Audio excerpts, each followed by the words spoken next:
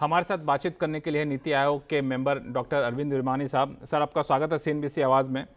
मेरा सवाल सबसे पहले ये कि पिछले 2 दिन से लगातार चर्चा ये चल रही है कि भारत चौथी बड़ी इकोनॉमी हो गई है जापान को पीछे छोड़ करके, और नीति आयोग के CEO ने कोट दिया कि हम लोग दुनिया की चौथी बड़ी इकोनॉमी हो गए हैं। ये डेटा मेरा नहीं है, IMF का डेटा है।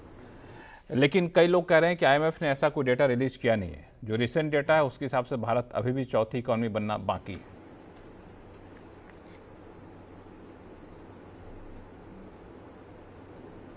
देखिए, ये थोड़ा कॉम्प्लिकेटेड इशू है, तो मैं 2 मिनट इसको एक्सप्लेन करता हूँ।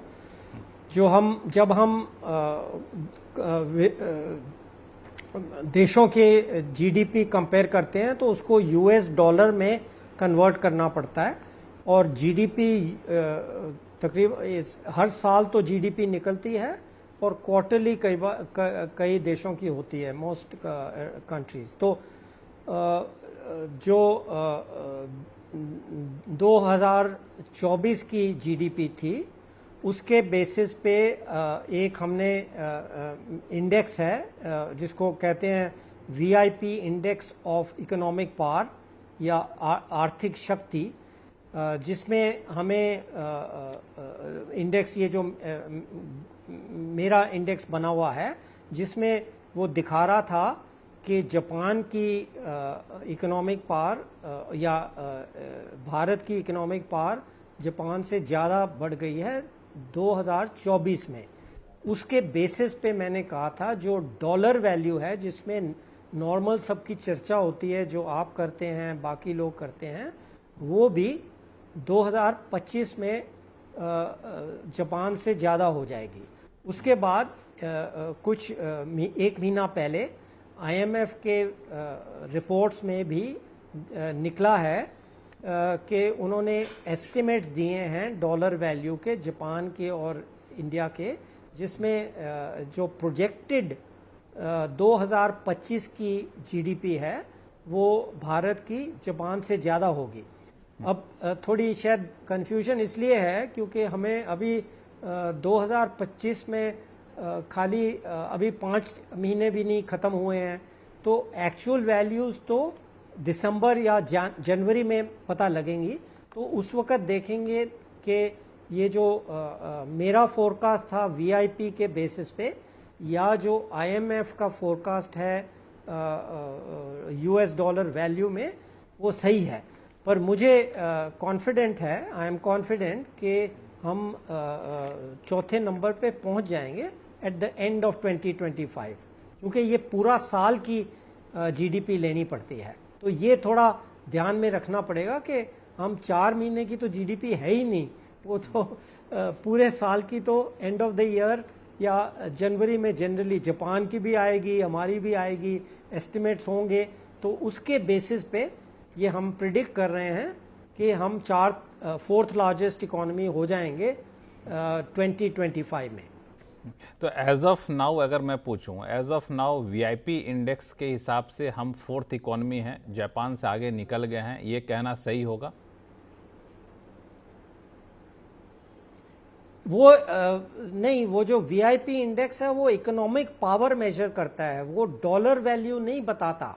अच्छा, पावर का इंडेक्स है।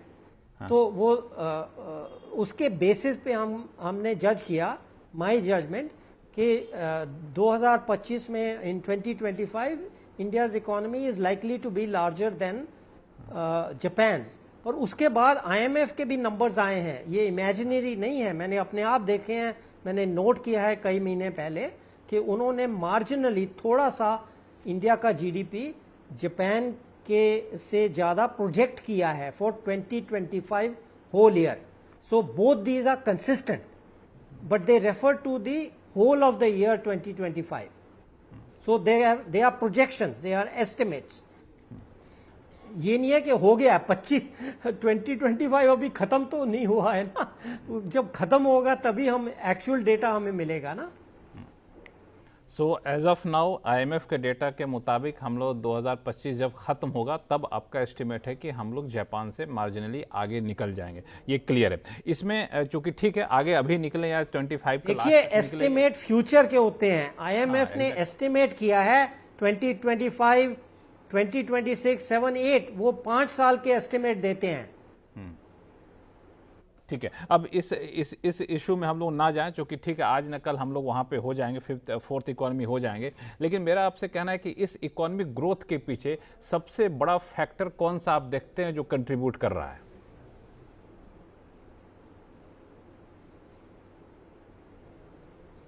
देखिए, आपने सुना होगा कि कई बारी हमने बोला है, गवर्नमेंट ने बोला है कि India is the fastest growing large economy. तो हमारा जो ग्रोथ रेट है वो जापान, जर्मनी से ज़्यादा है। तो जो गैप है वो आस्ते आस्ते क्लोज हो रहा है, उसको हो रहा है। तो ultimately it happen will happen. जितना तेज़ी से हम बढ़ेंगे उतनी तेज़ी से ये गैप क्लोज होगा और ओवरटेक करेंगे।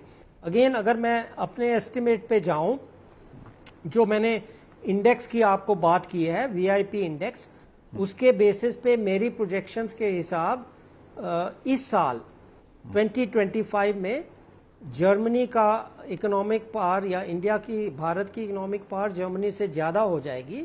और इसके बेसिस पे मैंने कहा है कि 27 या 28, 2027 या 2028 में यूएस डॉलर वैल्यू में भी मेजर्ड जो जीडीपी होगी वो इंडिया की जर्मनी से ज़्यादा हो जाएगी इन 2027 और 2028।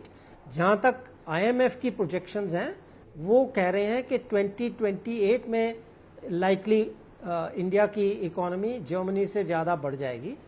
तो definitely by 2029 we will be the third largest economy.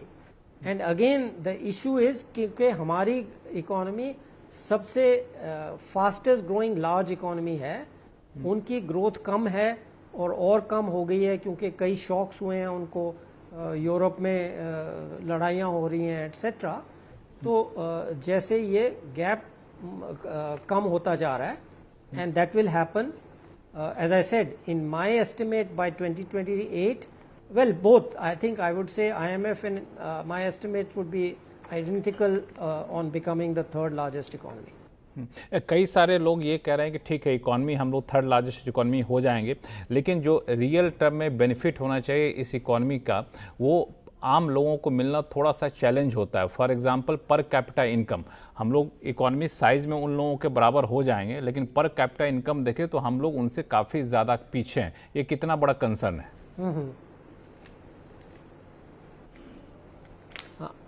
हाँ, सो ये भी बहुत महत्वपूर्ण क्वेश्चन है कि क्योंकि काफ़ी कन्फ्यूजन होती है लोगों को।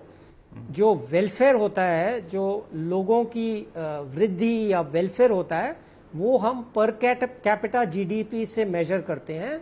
जो इकोनॉमिक पावर है, तभी वो इंडेक्स मैंने बनाया था कि इकोनॉमिक पावर मेजर करने के लिए, वो वेलफेयर के लिए नहीं है। वेलफेयर के लिए हम per capita GDP at PPP use करते हैं। There is no other way to compare welfare.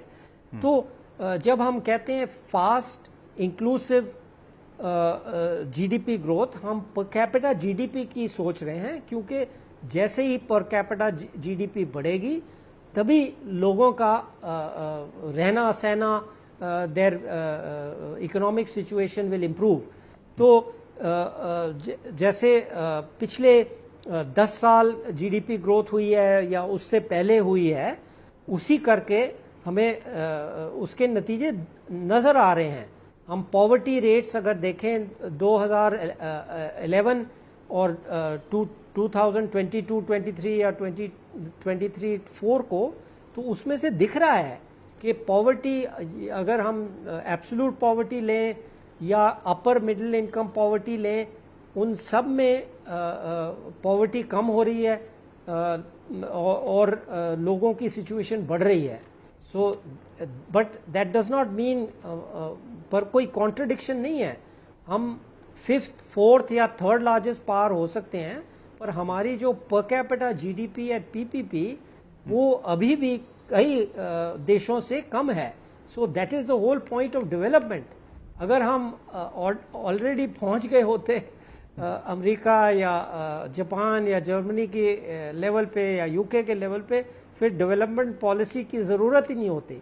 तो इसीलिए तो हम सब कहते हैं ग्रोथ को बढ़ाना है, डेवलपमेंट को बढ़ाना है, क्योंकि हमारी जो पर कैपिटा जीडीपी एट पीपीपी वो अभी भी बहुत सारे देशों से कम है।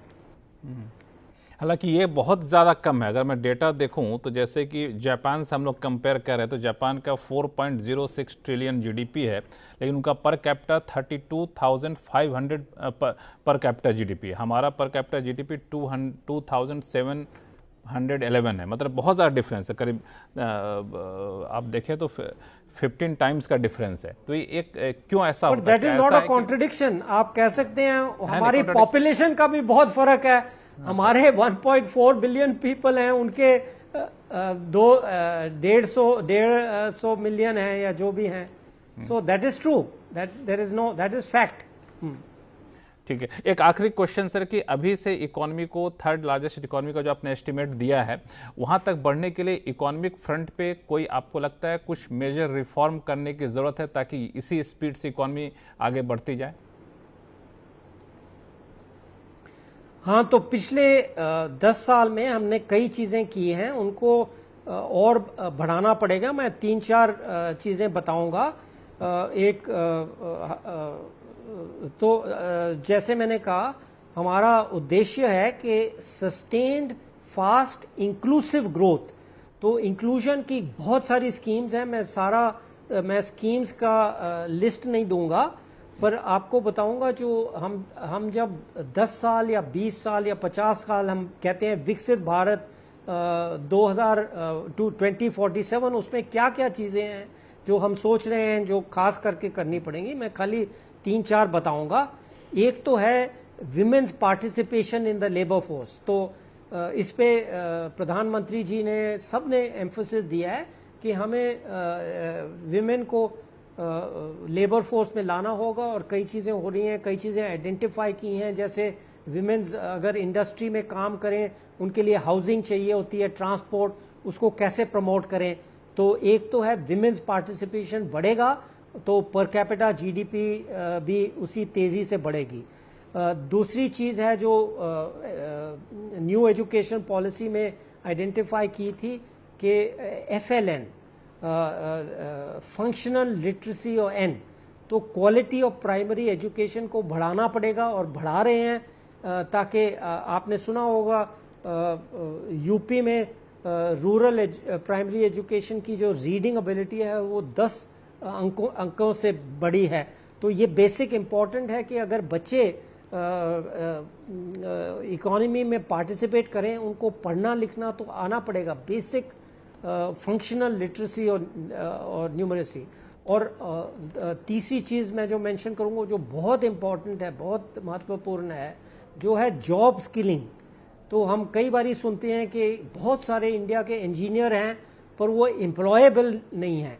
तो अगेन हमें जो डेटा मिला है जो वो दिखा रहा है कि एम्प्लॉयबिलिटी बढ़ रही है, पर हमें खाली इंजीनियर और हाई स्किल पे नहीं फोकस करना, हम मिडिल स्किल्स पे भी फोकस कर रहे हैं कि सबकी स्किलिंग। तो एक स्कीम मैं खाली मेंशन करूंगा, विश्वकर्मा स्कीम। तो वो है जो सेल्फ एम्प्लॉयड आर्टिजान के लिए है। इसी तरह मैन्युफैक्चरिंग के लिए, इंडस्ट्री के लिए, टेक्सटाइल की एक स्कीम है। तो जो खाली एम्प्लॉयमेंट अपने आप नहीं होती, जो स्किल्स हैं, जॉब स्किल्स होंगी तभी भाड़ा बढ़ेगा, your wages will rise, productivity will rise and real income will increase.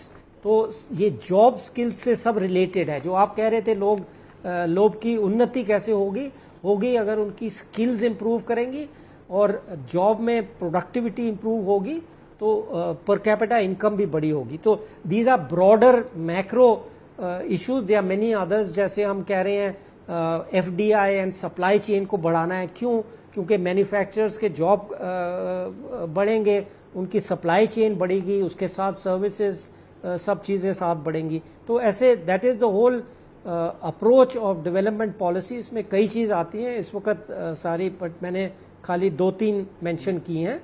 But the goal is that sustained fast inclusive growth. Okay, thank you so much sir, बहुत बहुत धन्यवाद हमारे साथ जुड़ने के लिए और सारी बातें रखने के लिए। Thank you so much. Thank you.